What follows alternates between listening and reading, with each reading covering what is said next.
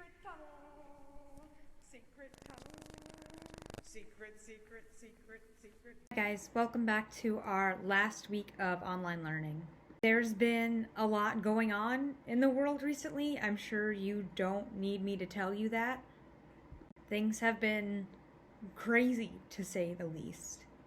And I really struggled this week to figure out how to tie this all into our lessons without me telling you anything that I'm sure you already know.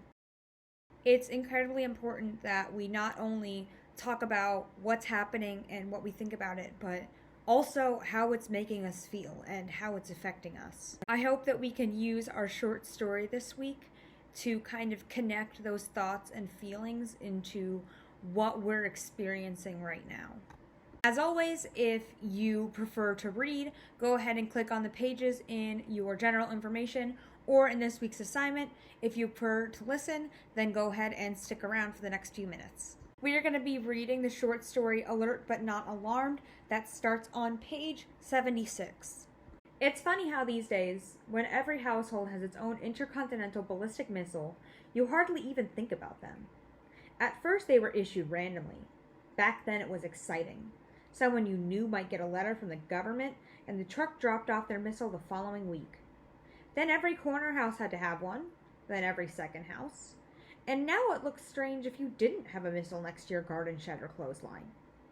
We understand well enough what they're for, at least in a broad sense. We know we need to protect our way of life in an increasingly dangerous climate. We know that everyone must participate in upholding our national security by taking the pressure off arms storage facilities and, most important, be rewarded with the feeling that we are doing our bit. It's a modest commitment.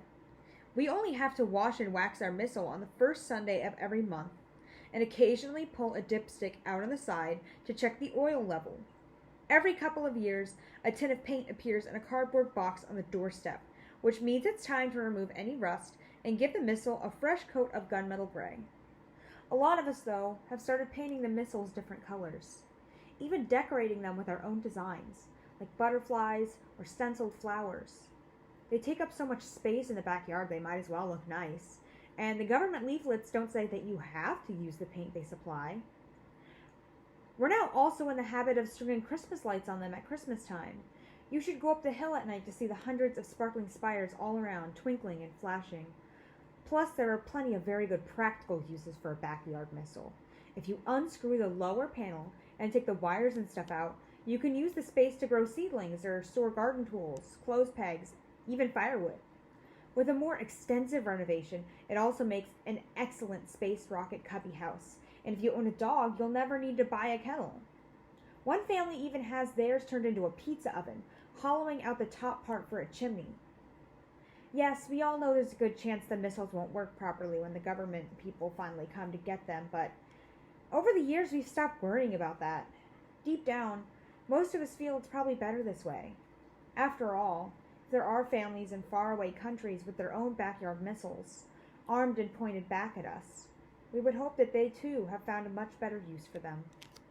We're going to focus on a couple really serious topics that I want you to think about when we talk about alert but not alarmed. If you haven't yet, make sure that you take the time to look at Sean Tan's illustration on page 78 because it's going to be important to answer the questions. One thing that I think is really interesting is the perspective on conflict and war that this story has.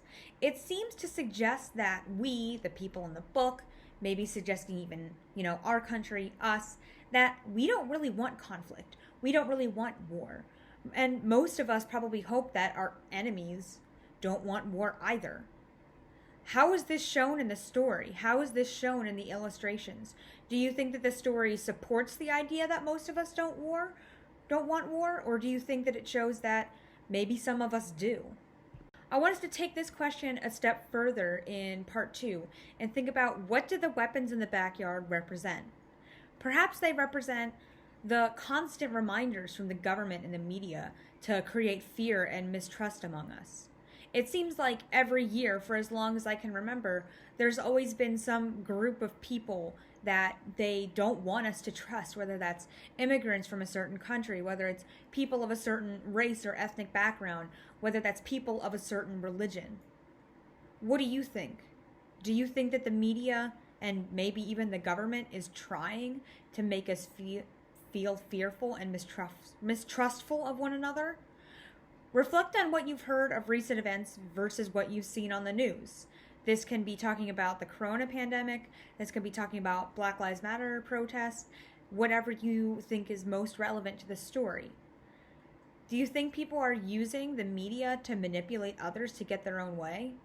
Do you think we're being manipulated into seeing things a certain way? Or do you think the media is doing its best to show us the truth?